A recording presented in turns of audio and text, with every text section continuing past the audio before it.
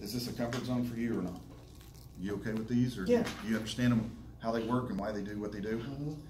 So I like to refer to them as a liquid tune-up because it kind of is in a way. It's not a full tune-up where the spark plugs get changed and the air filter gets changed and we do that kind of stuff. But what I want you to be able to understand is how these three items work. You know what this does? That's for injectors, right? This one, this is for the throttle body. When you put your foot on the gas, that butterfly opens up. Oh, that's the one they spray in there. Okay. Correct. Yeah. It cleans the carbon out of the throttle body. This is so when you get a cold and you can't breathe very well up here, what do?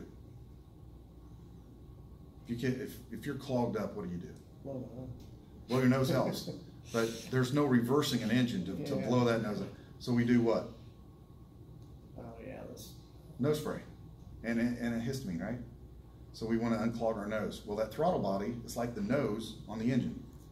We're giving it a nose spray, right? That make sense? okay. So we're cleaning that throttle body. So when you do a nose spray, can you breathe again? Takes some of the relief and the pressure off of here. I like to call this the IV, really, because the IV, when they put an IV in your arm, it's designed to get inside you, right? This is superficial. This is really doing the job. This goes in through a IV drip, basically. They plug it into one of your vacuum lines, and they pull it in with the engine. The engine pulls it in and disperses it the way it needs to be with the fuel. And this guy goes in the fuel tank. This is your longevity. What this is, this guy right here is like if you're congested here.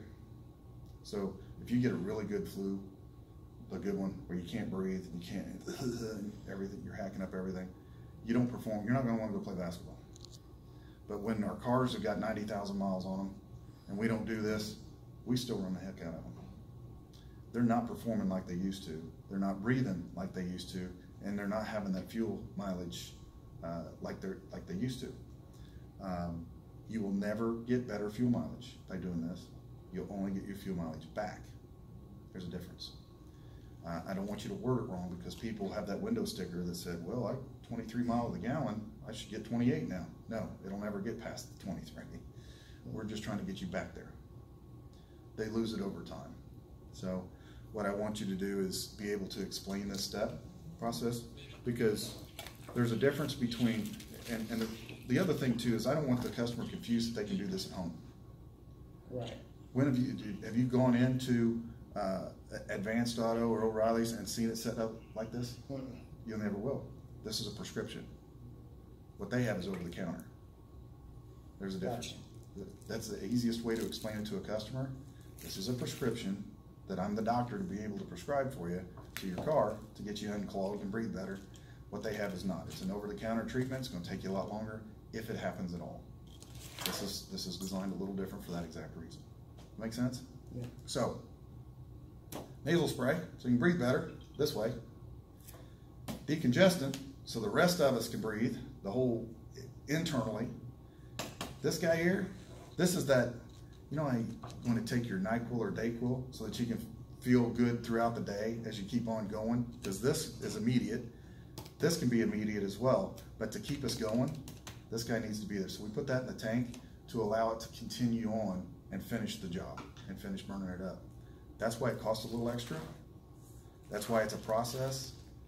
But if you explain it properly to the customer and kind of bring it down a notch into a realm that they'll understand, do you think a customer understands what carbon-covered piston rings and throttle body is? They wouldn't be able to point throttle body out if you gave them 10 guesses when you pop the hood, most of them. When you explain it like this, and that's all you're doing, you're not selling it, you're just explaining it different. I promise you, you'll sell a ton more, because now they understand. And an educated customer does what? They spend more money. They do. It's amazing how that works. But they will spend more money. Same way on like transmission services. I was always good at those. Transmission service, 90,000 miles. Why do I need to do that? It's been fine up to this point. Well, it's not a miracle fluid. If transmission fluid was truly that good, we put it in your engine. You have to change that engine, what, 7,500 miles? Obviously, oil You know, it's a good thing it's not in the transmission, or you'd be out of transmission already. Transmission fluid needs change. It's done a great job. 90,000 miles. You should be in awe of that fluid made it go that far. That fluid goes through the same radiator to keep everything cool. It's not a miracle fluid. It's just time. It's able to go 90,000 miles where your oil only does 7,500. That's impressive. And when you put it that way, sometimes I go, "Ooh, I never thought of it that way." And that's all you've got to do is get them to think a little different. Now, I'm going to go back to a tire real quick, because I have a fun nugget for you that makes this fun, which sounds like an oxymoron. Tire's fun, right? Right. So I'm going to show you something on this, and the way I handled my customers, because it worked, and it worked great. And it's real, and I loved it. It's visual. We're visual creatures. We know what we see, but it also makes sense and it educates them. So here's what I did. Mr. and Mrs. Customer, I want to show you something on tire. First thing I did is I go, "Come here, you got to see this. This is really cool." I didn't say, "Do you have a second?" I don't want them to have a second, because I'm giving them an opportunity to say no. I don't want that. I'm going to go, "Come here, you got to see this. This is really neat." You know why they'll follow you? They're dying to see something neat. There's nothing about this that's neat. So, I want to, yeah, of course I want to see something neat. Well, I learned this the other day. It's kind of sciencey, but I'm kind of geeky. So I want to show you this. This is really cool.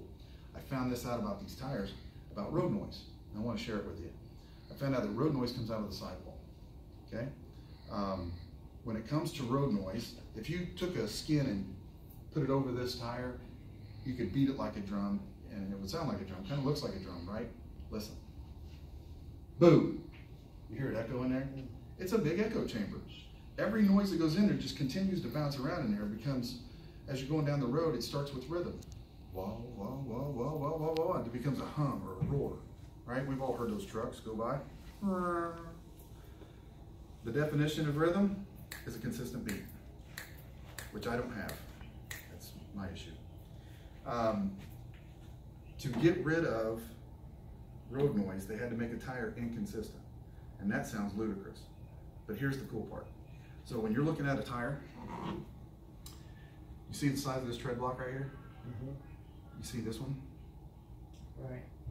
And then this one? And this one?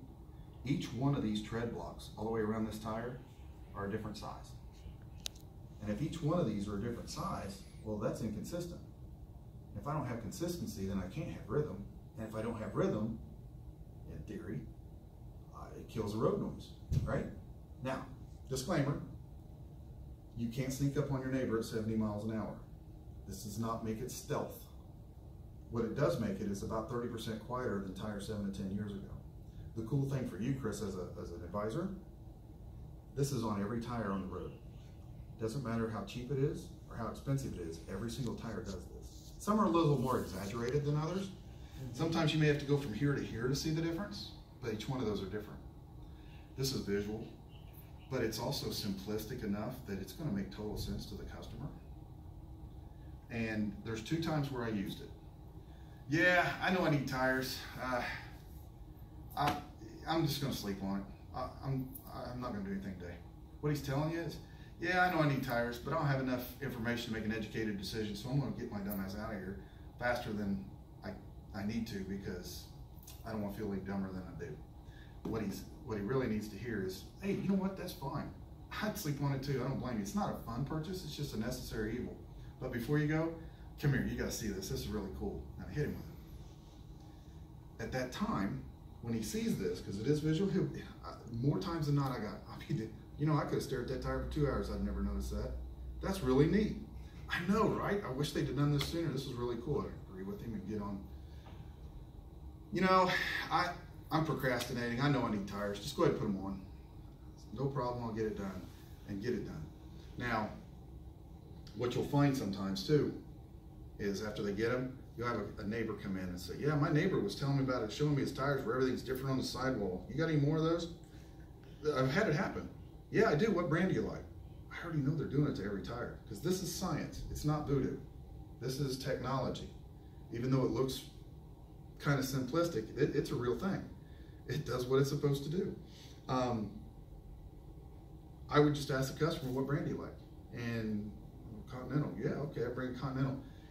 I could already have 2 of them on. He'd go, oh, you know, I didn't ask you how much those things were, because he would go, well, that's cool, I'll put them on. That's how easy it was for that.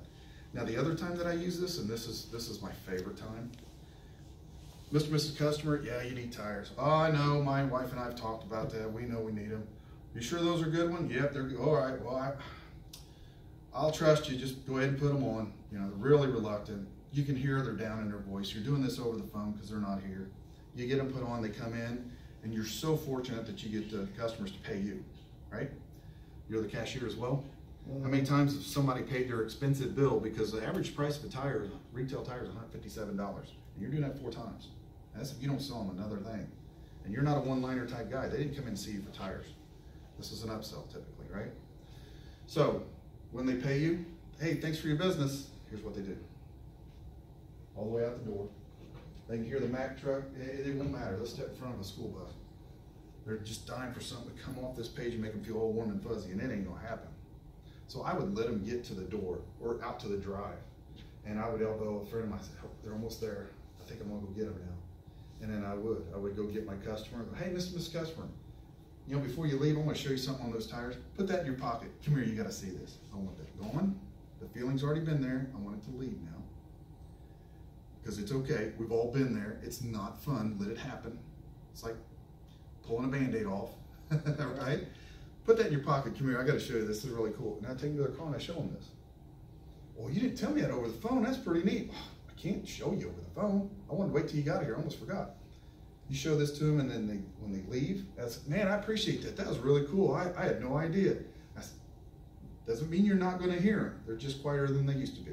And I leave it at that. I don't want their preconceived notion to come back and go, oh, I heard them. I don't want that. But it's one of those neat, tangible things. So now what do you think your survey would look like from this guy, who's going to probably blame you for something, for buyer's remorse because he doesn't know what he doesn't know? Or the happy guy that I shoved that receipt in his pocket and got that over with and made this the last part of the experience. Sometimes it's about timing. And it don't pick on this to do that. Have fun with that one, just about anything. Yeah. Anything that you've done or installed or any kind of repairs, you can do that. Let this take place and end it. Does that make sense? Oh yeah. Does this make sense to you? It does. Do you have any questions on any of this technology? Again, every single tire out there's got it. Some are a little more exaggerated than others. This is very common. Even if you look on the sidewall, see how they drape the design down here on the sidewall? Right. See the size of that guy right there versus that one? Even on your mud tires, the TAKOs that come around and have big design, every one of those are different all the way around. And it's designed to break up the harmonics. But looking at it at a glance, you would never know it. Nope. That's cool. Any questions on anything so far? No. Everything good? Yes, I'm hearing it all. It's all easy to remember too, isn't it? No. No? What part do you think you forget the most? Can you remember week and year? Oh yeah, that's on the DOT. Yeah, that's easy. That's easy. Remember why a tire's quiet? It's visual. Yeah. You can't forget that.